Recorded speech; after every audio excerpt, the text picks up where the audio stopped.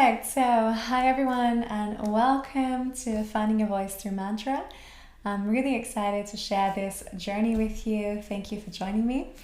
In case you haven't met me before or come to one of my live sessions here, my name is Kirbanu. I am an Australian mantra singer, a voice empowerment coach, and a yoga teacher. I live in Germany, in the south of Germany, and as I said, it's just really my joy to be here with you today and to share some of this wisdom about the voice, about how you can connect to your authentic voice, and of course about the power of mantra with you. I myself have been using mantra for over 20 years, and they honestly, my daily mantra practice helps my life so much. I'm incredibly grateful for it. For me, it really helps to calm me when I'm feeling stressed. It helps to relax me when I'm feeling anxious, and it really helps me to come back to the sense of myself and the sense of being connected to everyone. Mantras for me help me to increase my trust in life, and again, just to feel really connected to everybody. And again, I'm excited to share this with you. So let's just find a comfortable seat together. I know that we're all joining this session, this space from different places around the world, but let's just come together in a moment of mindfulness and find a comfortable seat here. Take a moment to really ground down through your seat.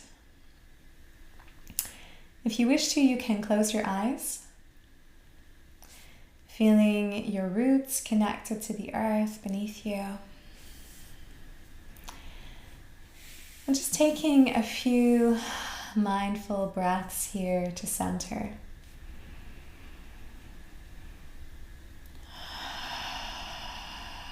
You may choose to sigh these breaths out through the mouth if that feels nourishing and good for you.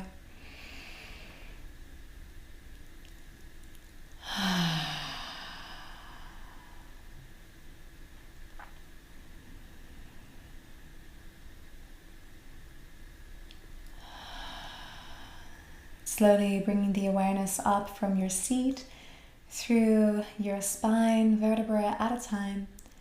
Climbing up through the spine, through the chest, letting your shoulders soften and drop back, allowing your heart to gently open, and feeling the sky above you through your crown. Again, taking 2 very mindful, conscious breaths for yourself here.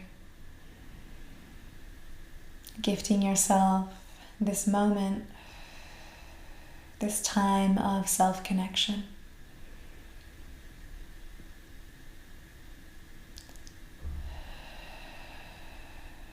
Together with me, bringing your hands at the heart center in Anjali Mudra, the prayer position.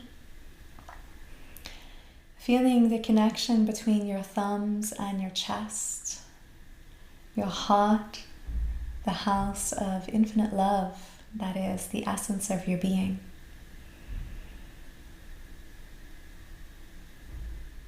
And together let's just chant one Om in order to really connect and align our energy for this session. Taking a breath in through your nose and sighing it out through the mouth. Breathing in for Om.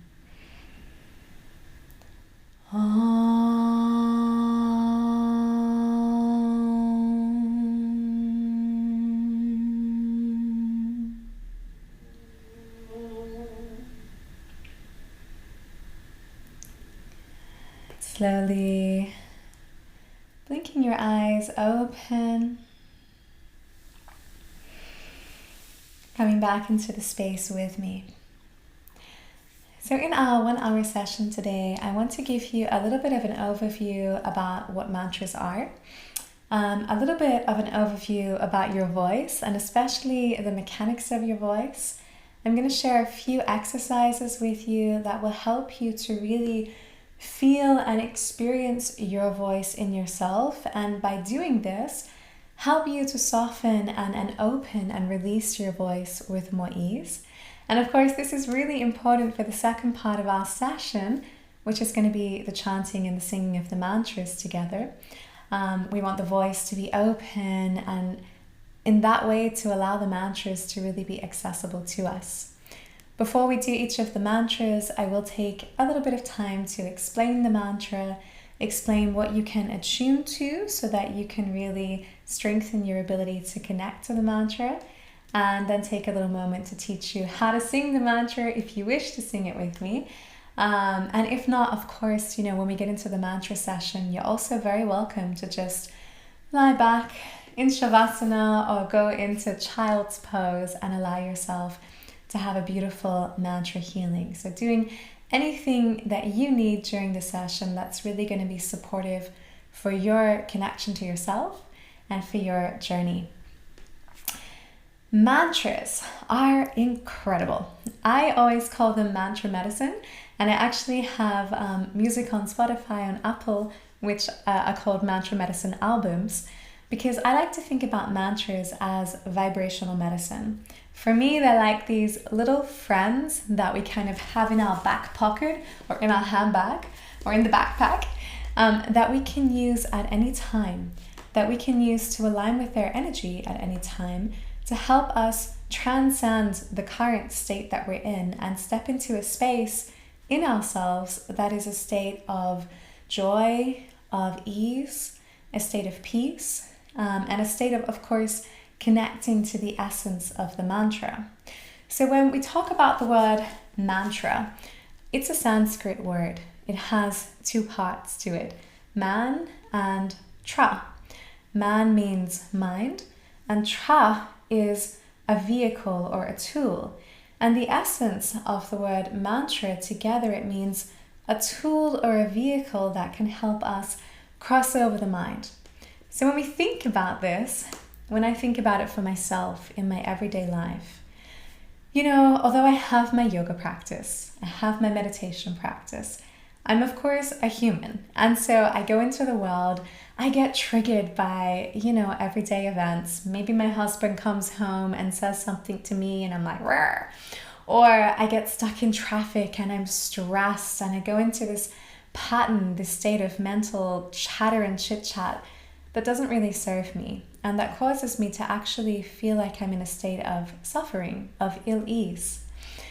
The idea of a mantra, this vehicle to cross over the mind, is that we give the mind consciously something to concentrate on. When we work with a mantra, we repeat it. The repetition of the mantra is a really important part of the mantra practice. And by repeating the mantra, by chanting it in a repetition or singing it in a repetition, what we do is we force the mind to concentrate on this one thing. And through each repetition, we strengthen our concentration. And through this concentration, we can come into a meditative state. We can experience meditation. And that is really what the mantra offers us, this stepping out of this mental chit-chat, this mental chaos. I often call it the washing machine of the mind, and coming into a state that is more concentrated, but also opens us into this other experience of ourselves and this other experience of life, one that is of more ease, one that is more aware, one that is more conscious, and one that is connected to love. Mantra as a practice from the yogic tradition is over 5,000 years old. And actually the first yogic wisdoms were conveyed to people over 5,000 years ago as songs, as hymns, as mantras. So there's this deep history that comes along with the word mantra.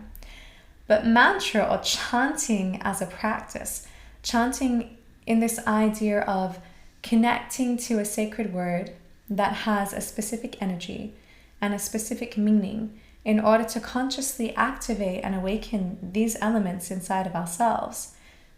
Chanting as a practice like this can be traced back to all of the cultures of the world. Not even just religion, of course all of the religions, but all the cultures. And this I find incredibly fascinating. I come from Australia, and the Australian Aboriginals have their own chanting practice that's over 43,000 years old. And that to me just blows out my brain, because for me, chanting is not just a yogic practice, it's really a people practice, it's a human practice. And again, it's this beautiful tool. Mantras are this beautiful tool that can help us access these other states of being, these other states of consciousness. The other thing that is really interesting about mantra is that when we look at the yogic philosophy or the yogic line, mantra belongs to Bhakti. It is a path of Bhakti. So often we hear about, these different paths of yoga like Tantra or Raja Yoga or Kama Yoga. Well, Bhakti is another path of yoga, and it is the path of love and devotion. So mantra is one of the main ways we can practice Bhakti yoga. And the idea is that when we're working with a mantra practice, we really want to drop into the heart. We really want to drop into this deep essence of love that is at the core of our being, and surrender to that space and sing or chant or focus on the mantra from that space. I like to often think of it as I have like an altar in my heart, and before I start singing or chanting the mantra, I come consciously to that altar. Sometimes I like to put a hand on my heart so I can feel this connection. I come consciously to this altar and I bow before the altar of my own heart.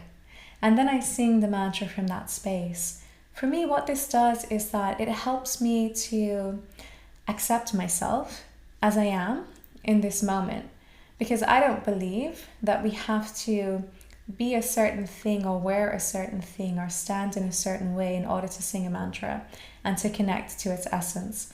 I believe that our humanity makes us eligible to sing a mantra and connect to its essence. And by connecting consciously to our heart with this intention of bhakti, the way of love, that this really fuels our mantra practice, because it says, hey, I'm here in myself, with myself, as I am in this moment, and maybe some crazy crap happened today, maybe it was a beautiful day, maybe something in between, it doesn't matter. But all of this can serve as fuel for our mantra practice. So keeping this in mind, if you could, for me, place one hand, it doesn't matter which, across your heart center, and the other hand across your low belly. Again, connecting to your seat, feeling you're connected to the earth, strengthening up through the spine, reaching up through the crown. And if you wish, I invite you to once more close down your eyes.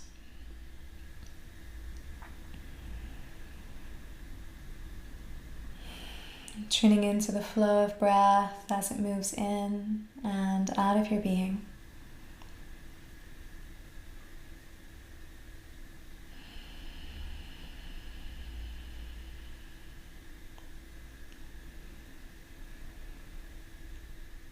And with your next breath in, I invite you to imagine that you're bringing in light and love from your crown, from above, into your heart. And with the breath out, sending this light and love from your heart out into the world. As you breathe in, taking in light and love from above into the heart center, letting it soften and open the heart. And as you breathe out, sending this energy from your heart into the world. Just continuing this for a few moments in your own breathing rhythm.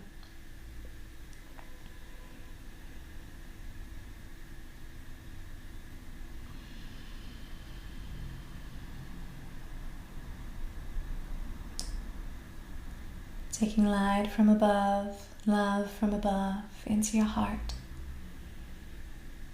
and breathing it out into the world.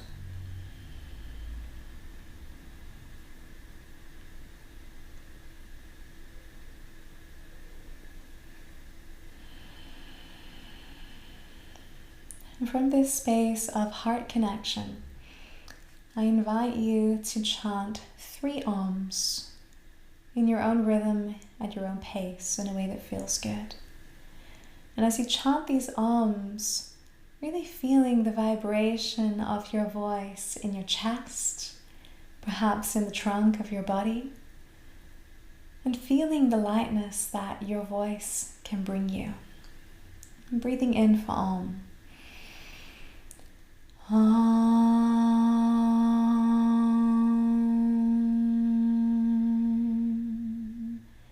Perhaps allowing the voice to be soft, loving, and gentle. Breathing in for Om. Om.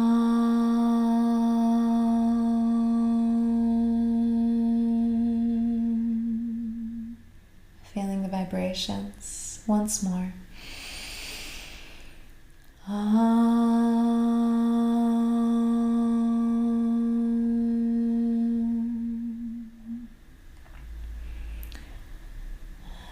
Relaxing your hands down onto the knees or in your lap, and taking just a few breaths here to feel the echo of your Om, the echo of your voice in your body and your energy.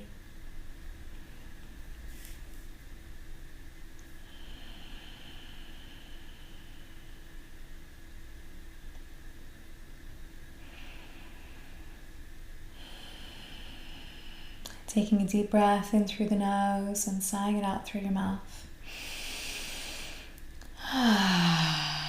As you come softly and gently back into the space with me. So this idea of I can connect to my heart as a form of bhakti, as a form of a mantra practice, but also this idea of what kind of energy do I use my voice with? What kind of energy do I approach a mantra with? What kind of energy do I speak with? It's something to keep in mind, because our voice is also this incredibly powerful instrument that is inside of us. It's made by us, through us, with us, and there's nothing that is not exposed through our voice. It's made through the body, but also through the mind and the emotions. And we can use our voice in an empowered way, or we can be unaware and unconscious and be disempowered by it. So looking at the empowered way, which is why we're here, the question here can be, how do I intend my voice? How do I want to use my voice? With what energy do I want to share my voice in the world? And this idea that we just did of having a hand on the heart and connecting to this idea of love, this essence of love, and letting the voice be soft, letting the voice perhaps be even a healing instrument, and allowing this energy to move through us, feeling the vibrations of the voice moving through us. This can be incredibly transformative.